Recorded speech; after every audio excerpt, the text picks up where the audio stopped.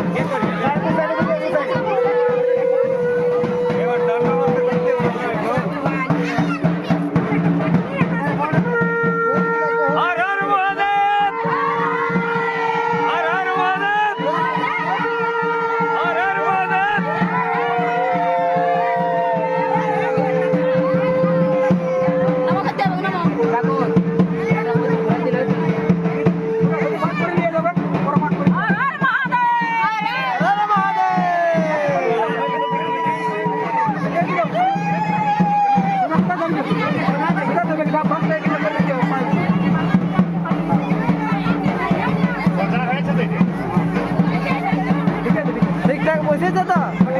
আমি সেদিন আর একটু ভালো করে বুঝি আমার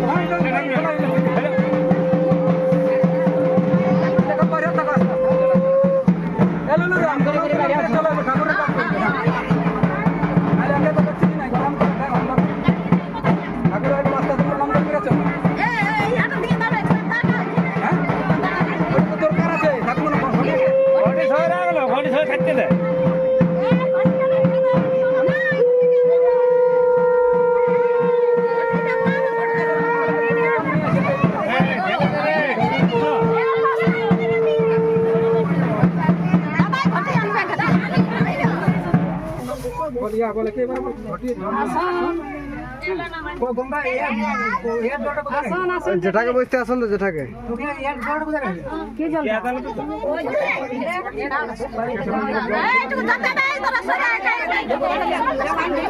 ইয়ার পর হলে হলে তো ভিড়টা একটু কমায়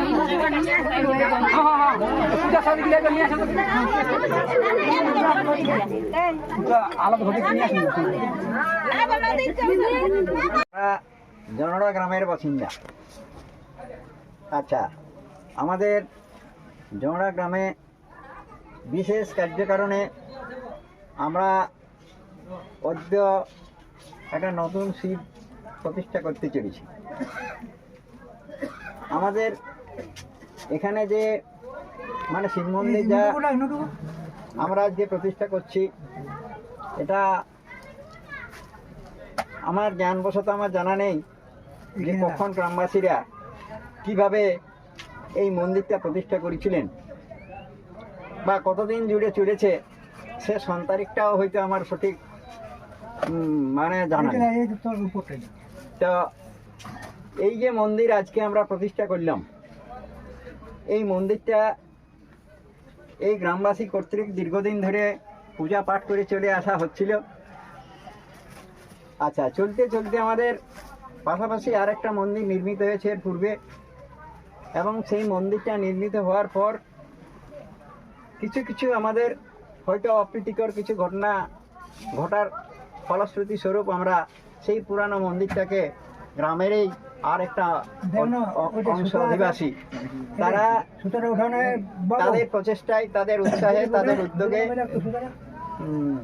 তাদের আর্থিক সহযোগিতায় এই মন্দিরটা আজকে প্রতিষ্ঠিত হতে চলেছে।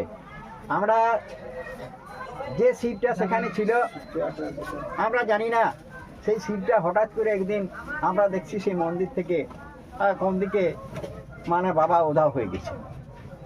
এই যে উধাও হয়ে যাওয়া বাবা, তাকে কিন্তু আমাদের আজকের যারা এখানে উপস্থিত ছিলেন বা যাদের সহযোগিতায় আমরা আজকে যে একটা মানে নতুন শিবকে নিয়ে এলাম, যে শিব আমাদের হুগলির তারকেশ্বর একটা বিখ্যাত জায়গা, আমাদের একটা ধর্মীয় তীর্থক্ষেত্র। সেই তীর্থক্ষেত্র থেকে আমাদের সেই সমস্ত গ্রামীণ অধিবাসীদের উদ্যোগে বিশেষত আমাদের বেশি করে আবার সর্বাধিক যে অবদানটা আমাদের এখানে মানে নারী জাতি, মহিলা সমিতি বা মহিলা মহল যাই বলা হোক, তাদের উদ্যোগটাই আমাদের সব থেকে বেশি চোখে পড়ছে। এবং তাদের সাহায্য সহযোগিতা, বিশেষ করে মানসিক সহযোগিতার থেকে আবার আর্থিক সহযোগিতাটা আমরা বেশি মাত্রায় লক্ষ্য করেছি। তার ফলশ্রুতি স্বরূপ আমরা তারকেশ্বর থেকে সেই বাবাকে আমাদের ব্রাহ্মণ সহযোগে সসম্মানে তাকে আমরা নিয়ে এসেছি, এবং পূজার যে সকল উপকরণ আমরা গ্রামের প্রান্ত থেকে আমাদের সামনে প্রবাহিত কুমারী নদী, সেই কুমারী নদীর থেকে জল নিয়ে এসে তাকে স্নান করে শুদ্ধ আচার অনুষ্ঠানের ভিত্তিতে আমরা ব্রাহ্মণ সহযোগে আজকে আমরা সেই পূজাকে আমরা বাবাকে প্রতিষ্ঠিত করে সেই পূজা উদ্বোধন করার মানে আয়োজন করতে পেরেছি। একটু পরেই বাবার পূজা শুরু হয়ে যাচ্ছে। আমরা এখন আমাদের পুরোহিত সেই পূজা অর্চনার জন্য তিনি তৈরি হচ্ছেন, আমাদের পূজা শুরু হয়ে যাবে এবং পরবর্তীকালে আমরা সেই মন্দিরকে একটা পূর্ণাঙ্গ রূপ দান করিব এবং গ্রামবাসীরা উৎসাহিত, গ্রামবাসী বৃন্দ বিশেষত আমরা সেই মহিলাদের যাদের কথা বললাম তাদের সহযোগে আমরা সুশৃঙ্খলভাবে এই পূজা পদ্ধতিকে পরিচালনা করে যাব। জয় শিব বাবা, জয় শিব বাবা, জয় শিব বাবা, জয় শিব বাবা। তা এই যে আপনাদের গায়ে যে শিব মেলা হলো, তা আমি শুনেছিলাম যে এখানে পূর্বে একটা শিব মানে ছিল, তো এখানে আবার নতুন করে করা হলো, তো এটা কি কারণে নতুন করে করা হলো? এই কারণে যে আমাদের যে পুরনো শিব মন্দিরটা ছিল সেটা আমাদেরই কিছু গ্রামের কিছু ব্যক্তি তারা কি করেছে, হঠাৎ করে এই আমাদের শিব মন্দিরটা ওরা নিয়ে চলে গেছে শিবটা। তখন আমরা সেটাকে আবার পুনর্ভাবে সংস্কার করার জন্য আমরা নতুন করে তারকেশ্বর থেকে শিব নিয়ে এসেছে আজকে প্রতিষ্ঠা করছি। আচ্ছা আচ্ছা, আজকে আমাদের প্রতিষ্ঠা দিবস, সেরকম পুরা শুদ্ধ শান্তি হয়ে একেবারে পুরোহিত নিয়ে সবাই মিলে আমরা গ্রামের সবাই একত্রিতভাবে একেবারে মহিলা পুরুষ সবাই শুদ্ধ শান্তি হয়ে আজকের এই প্রতিষ্ঠা দিবসটা পালন করছি। কোথার থেকে আনা হলো এই শিবটা? তারকেশ্বর। তারকেশ্বর থেকে। এখানে এইটা এবারে মানে দীর্ঘদিন এখানে হ্যাঁ, এখানে যে প্রতিষ্ঠিত হলো এরপর থেকে এখানে আমরা প্রতিনিয়ত পূজা করব। আমাদের যে বার্ষিকী পূজা হয় 27শে বৈশাখ, আচ্ছা এবার 27শে বৈশাখ থেকে দীর্ঘদিন ধরে আমাদের পূজাটা চলবে। আগে যেরকমভাবে চলছিল পরম্পরাগতভাবে, এইভাবে আমরা আজকেও পুনঃপ্রতিষ্ঠা করলাম শিবকে। আমাদের এইটা এরপর চলতেই থাকবে। আপনার নামটা? আমার নাম বিশ্বতোষ মাহাতো, জনরা। আচ্ছা, ধন্যবাদ।